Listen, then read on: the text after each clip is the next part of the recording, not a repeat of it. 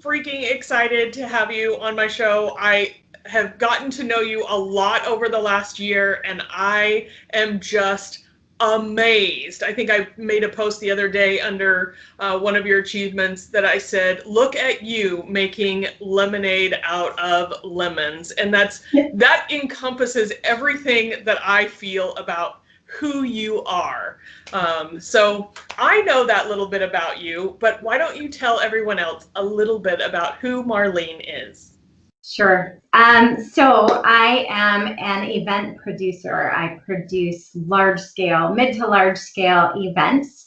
I've been doing it professionally for 4 years now. Prior to that, I was in corporate America. I did a 20-year stint in the consumer packaged goods industry in very analytical type roles and sales leadership type roles, which is weird because I have this super outgoing personality and I used to just live my entire life behind a computer screen doing Excel formulas.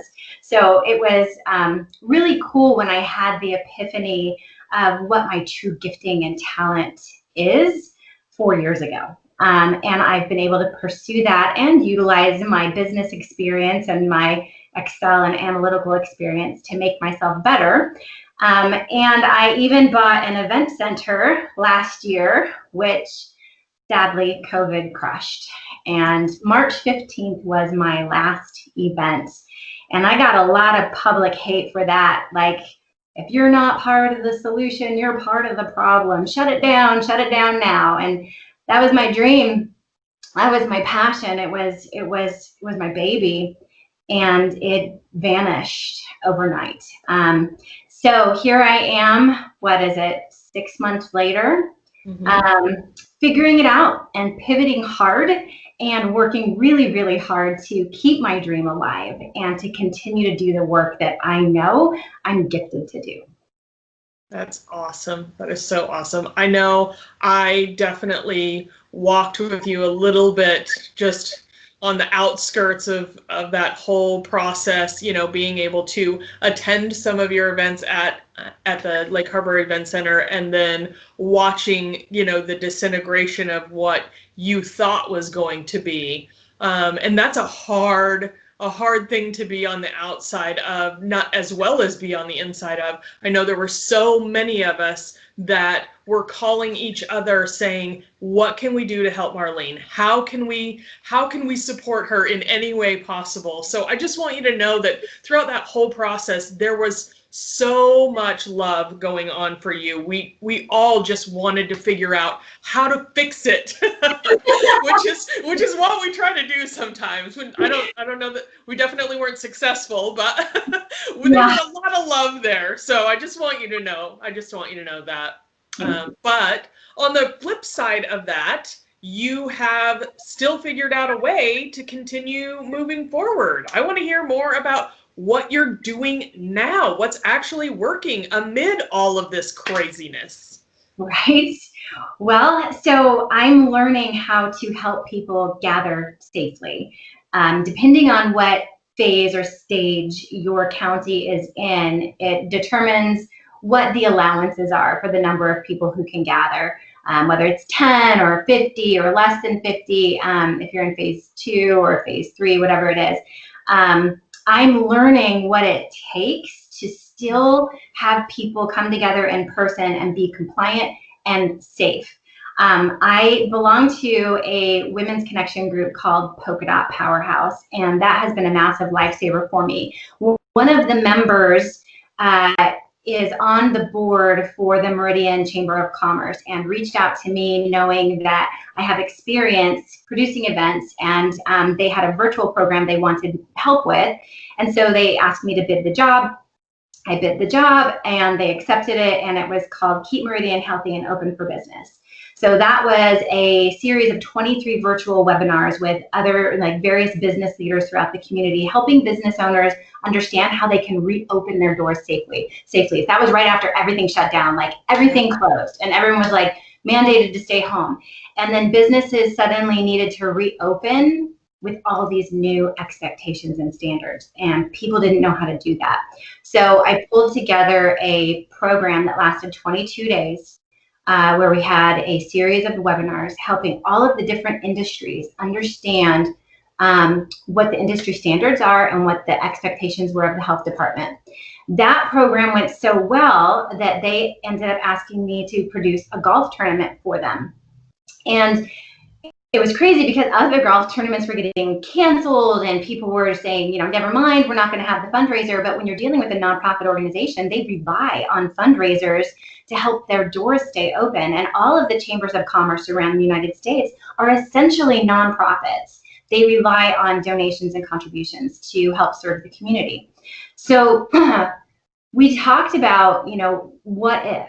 What if we're in stage 4? What if we're in stage 3? What if we're in stage 2? How do we make the golf tournament happen? How do we plan, not knowing, because we planned for 2 months, not knowing what the world was going to be like in 2 months. Yeah. So I said, here's the deal. We are planning this golf tournament as if we're in stage 2, as if we cannot have more than 10 people together at a time. And we are just going to make sure that no matter what happens, the golf tournament gets to happen. So I planned everything touchless, 100% touchless, pre-registration, no lines, no gathering, customized swag bags. People ordered all of their things in advance. They ordered raffle tickets, birdies, mulligans, extra rope, all the fun things you get at a golf tournament in advance. And then I customized a package for every single golfer, letting them know what they had purchased in advance and then put it in their swag bag, and had a team of volunteers put the swag bags on the golf cart seats. So when our golfers arrived at scheduled tee times, not like some big gathering shotgun start, everyone had everything they needed. They literally walked in, they were guided right to their golf cart. If they were the 8:30 tee time, there's your golf cart right there. The team climbed in, they waited for the announcement, and then they drove off.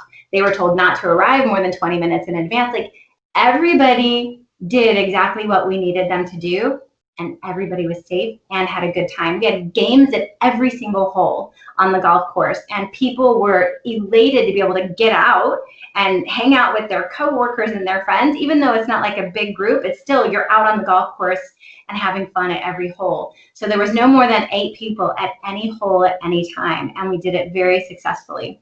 So in the process of trying to figure out, like, is my business still open or isn't it? Like, is MIG Enterprises Presents still a company now that I don't have an event center, but people are still hiring me to do events? Like, what do I do? Because I was in a state of, I thought I was just going to shut my business down and file for bankruptcy, because quite frankly, I had to refund over $14,000 in deposits to people who had rented the event center, and that crushed me financially, and I did not know what I should do. So the Idaho Women's Business Center has been so good to me. They helped me get the PPP, and they gave me a mentor. They called me one day to check on me and said, you know, how's it going with the PPP? Do you have any questions? How's the funding? Do you know how to spend the money?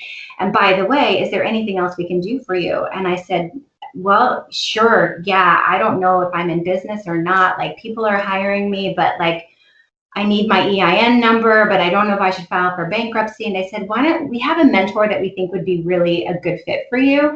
And this is complimentary, free of charge, unlimited access to this mentor. I said, yes, please, I'll take any help I can get. Oh my gosh, any help I can get. So they thank you for the lifeline. Exactly. Like, I don't know how to do this alone. So I get an email from this gentleman who happens to be the adjunct professor of entrepreneurship at Boise State University, who now is my personal mentor. Praise the Lord. This is somebody who's going to help me figure it out. So we had our phone call. I laid it all on the line. I explained everything. And he asked me the most simple question that had never occurred to me. He said, Marlene, why don't you teach other people how to do what you do? Make a course and teach them how to produce events. And I was like, what? What do you mean, teach people? Yeah, okay. Maybe I could do that. Yeah. And then I'm like, well, how do I do that? And then we talked about ClickFunnels, and I have not been a fan of ClickFunnels in the past. Sometimes I feel like it can be misused to manipulate and take advantage of consumers when it falls into the wrong hands. But serendipity is a beautiful thing, and when God just sort of shows up and reveals the plan to you without you looking for it, you sort of know you're on the right track. So I had that conversation, and then like 2 days later had a conversation with another friend who I just cherish and value, and she said, you know what, I'm starting a ClickFunnels program. I'm like, wait a minute, I thought we decided ClickFunnels was evil. She's like, I know, but listen. So she explained to me, and I was like, wow, it can be used for the power of good. It can be used for great things. And then the next day, I started attending a Tony Robbins event, a 4-day Tony Robbins experience, 12 to 15 hours a day for 4 days straight in my home virtually. Oh my gosh. But I had now had this seed planted in my mind. And while going through the Tony Robbins event, that seed started to sprout and grow into this thing that could be very tangible and real if I apply myself.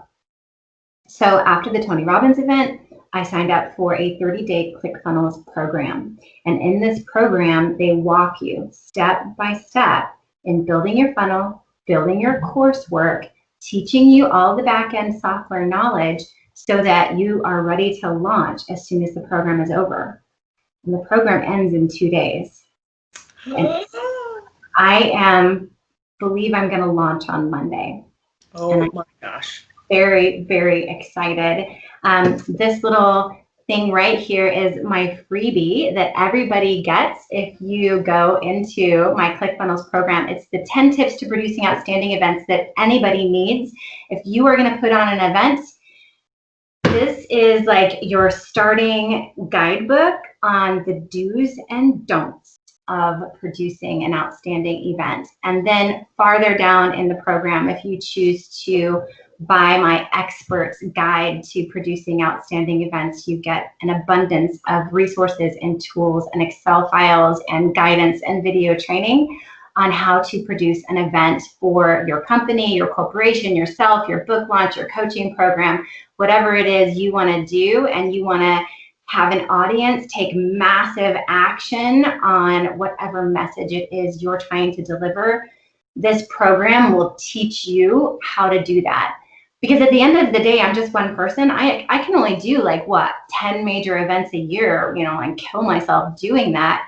Sure. Or I can teach other people how to do it, and then we can have this abundance of human beings who want to put other people on stage who have a message to share, and then we start making the world a better place because we're creating a stage where people can share their gifts. So that's like the bigger picture now. Let's make a tribe of people who want to put other people on stage to share their message. That's how I pivoted. Yeah, that just totally hits me right in the heart, because that's exactly what, why I do this. This has nothing to do with anything in my business. This has to do with, I have been blessed with some of the most incredible people that have come into my life, whether for a short time or for a long time, or whatever the scenario may be. But I just feel compelled to make sure that those people that I feel are doing outstanding things are shared with as many people as I can put them in front of. So you're producing a show that's going out to so many more people. It's the virtual stage. Yeah. And it's such a beautiful thing to be able to give a platform to someone who has a message to share, right? Exactly. That's at the root of all I do. I just want communities connected. I want messages shared. I want lives transformed. I want people living into the greatest version of themselves through the messages and wisdom and knowledge they receive from people who have that message to share. Yes. We should take Wendy's wisdoms on stage at some point. That would be super fun. That would be super, super fun. That's been my passion project for coming up almost 7 years now, and I just love doing it every day. I love doing it. So that's what I do. That's okay. So let's get down to some nitty gritty, because I know a lot of people come back to me and they're like, thank you for sharing that. I heard her tip for, whatever the thing may be, like staying busy or staying motivated or whatever. So tell me, what are some of your habits that you do on a day-to-day basis that you feel really lead to your success? Yeah, so I've got a lot of new ones recently, right? Because when you crash and burn as hard as I did, I had to find a new way to move forward, because all of the old things I had done, all of my old habits and you know, habits and life practices just weren't cutting it, and I was depressed and I was scared. I was filled with fear, and I don't want to live that way. And so I started meditating daily. I started listening to an app called Gaia. I started listening to an app called Ascribe. I started doing gratitude meditation as I fell asleep. I started listening to Dr. Joe Dispenza books on how we can heal ourselves and our mind. I've listened to probably every self-help book that's out there right now. I've read every Brene Brown book.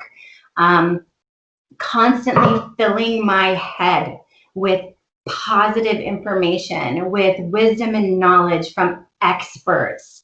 Anytime I walk or drive my car, I'm listening to a book. That has made a huge difference in my ability to shift my mental state. The meditation and prayer and getting my 8 hours of sleep, because honestly, like, I don't have the capacity to continue to stay positive and move forward if I'm not getting the rest that I need. I've been taking vitamins and nutritional supplements daily for 3 years now, but I needed to fuel my body with good food and the right amount of water. So I really just had to sort of take a step back and make sure that I was putting the right things into my mouth, my eyes, and my ears. Like the news, it went off. I haven't seen the news in probably a month. I did the Tony Robbins experience, and with that being 4 solid days of being like on the screen watching him, I didn't ever tune into the news, and I haven't turned it on since that. So those are some of the new habits, the new things that are helping me move forward. Like my logical brain, my lizard brain, whatever you want to call that, is like, you should be so afraid. You are so far in debt because you lost all of that money on the event center. You crashed and burned and you've tried so many times. You should just give up. I have to intentionally shut that out. If I let that come forward into my mind, I will just go into my bedroom and crawl into my bed under the blankets. Because if I let those words and that self-speak dictate my actions, why should I get up and fight? Why should I continue to even try? So I have to fight that. And I do that with filling my mind with positive information, positive affirmations, knowing that I am enough. And I am my best gamble that I've got. I'm my best bet. No one's going to come and rescue me or save me. I am coming to rescue and save me. So I am hustling my face off, my friends, to make sure that what I do is the highest quality output that I can possibly deliver. And then the rest is up to God. Honestly, when I put that out there and I send that link out and say, okay, I'm live. Is anyone interested in learning? I've done the best I can. The rest is up to the universe, you know? Right, absolutely. I was going to ask you, when you were talking about that little voice in the back of your head, have you ever read Elizabeth Gilbert's Letter to Fear? No, but I have read Elizabeth Gilbert's newest book, Ladies of the Street, something like that. But I haven't read Letter to Fear. I'm going to write that down. Yeah, you definitely should look it up. It's one of those things that once I read it, it has stuck with me forever. And I'm always saying every time I get in a position where I'm facing something that is scary or daunting or, sounds like logically like it doesn't make sense, I'm like, no, no, no, no, fear. You don't get to drive this car. That's not the way this works. And it just totally frees me from all of that the minute that I start thinking about that shift. So it's a really powerful little letter to kind of have in the back of your mind as one of your little fear tools. Definitely going to read that one. Thank you very much. Yeah, absolutely. As far as things that you have really held on to as you've moved through this transition, what are some of your non-negotiables? Things that you're like, absolutely, I don't care what else happens, this is happening. Yeah. And so much of that comes from experience and lessons, right? It does. Like we learn what we're not willing to tolerate anymore only because we used to tolerate it, right? Exactly. But one of my non-negotiables that's been a non-negotiable for years is walking my dogs every single day. It's almost like they walk me, I think. Like we both benefit from it. I can't not walk my dogs every day. But the other is the work that I do, the work that I choose to do. Like you get to select with whom you do work. I too get to select with whom I do work. And one of the main pieces of advice that I always give is never make a business decision based solely upon the expected financial outcome, meaning money cannot dictate your choices in business. So if I'm presented with an opportunity to produce an event that isn't really aligned with my heart, my vision, my passion, but the paycheck is massive, I have said yes to those in the past. And I've learned my lesson the hard way that it's almost like my magic doesn't work as well when I'm producing an event that isn't aligned with my core values, that I've only done it just for the paycheck. And I'm never happy. And I struggle with certain aspects of the event that would normally come naturally to me.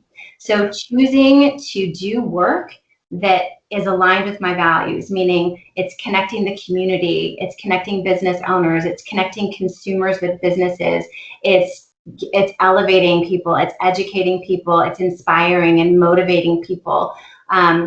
When I had my event center, I would say I produce transformational events that transform the mind, body, spirit, or soul. So if you don't leave my event transformed intellectually, spiritually, physically, or emotionally, then I've not done my job.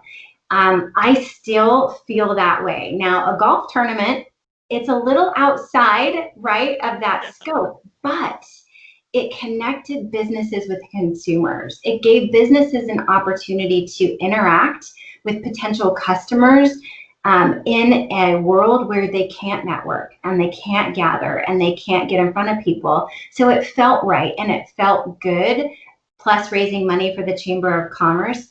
It felt aligned. So while it didn't transform any lives, it certainly facilitated business and connection in the community. So that's a non-negotiable for me. I can't do an event that, like, I don't do parties, I don't do weddings, I don't do corporate parties. Like, yeah, the paycheck is big on corporate parties, but there is zero fulfillment and satisfaction in that for me. Sure. And I actually would challenge you on that transformation using the golf tournament. You transformed the image that we cannot continue to gather and fundraise and have a good time that so many people are living under that guise of. But you showed that it's possible. That's transformation at the highest level. Oh, well, thank you for that. Aha. Okay. I'll take it. Yeah. I want people to know we can still gather. And like, that's part of my training. Yes, it's going to be a little bit more difficult. Yes, we have to take certain security and safety precautions, but we can do it if we are committed to doing it well. Yes. It's going to be okay. We're going to be able to get back together. You bet. You bet.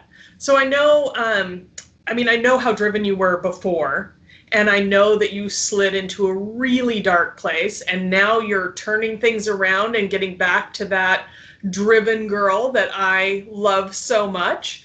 Tell me some of the things that you do to stay motivated, to get out of bed in the morning and really kind of go after it and stay focused, what you're doing is requiring you to do. Yeah, requiring me to do. A little bit of it is survival instinct, I think. Yeah. It's taxing on the system when you live in that survival mode. So some of the mind shift stuff I've been learning is that I can break the habit of being the old me. I can break the habit of a bad behavior. And a bad behavior for me would be staying in a victim state, like, oh, woe is me. I tried and it just wasn't meant to be. The universe crushed my dream. I may as well just go back to corporate America. I could choose to stay in that space of I'm the victim here. Sure. I'm the victim. But I don't want to. I don't want to be that version of myself. I am choosing my future. I believe that I can manifest a better future by deciding that that better future actually exists. I believe that it exists, and I know that I can get to it if I show up and I work hard every day. Now, that doesn't mean that there aren't days that I wake up and I'm like, oh, I don't want to fight the good fight today. Yeah. And I can sit there for 5 minutes in bed hugging my dog saying, I don't want to fight the good fight today. But I know that I have a bigger calling, and that if I myself have a passion to put people on stage, like you have a passion to put people on stage, how many more people are there out there like you and I who just don't know how to do it? Maybe they need help doing it. So I'm like living into that belief that I could be this key that could unlock opportunity for other people out there to create a space like this, a stage where people can share their message and stop being afraid. Plus, I am still on a contract with the Meridian Chamber. They've got me on a retainer through December. So I want to serve them. I want to show up and serve my client. I want to create raving fans. And I can't have raving fans if I'm sitting in bed feeling sorry for myself. Absolutely. Absolutely. So coming out of that transformation, if you had to give yourself in that former state one piece of advice, what would it be? Because there's a whole lot of people that are right where you were. Oh man, right? When you're in that dark space of I've lost everything.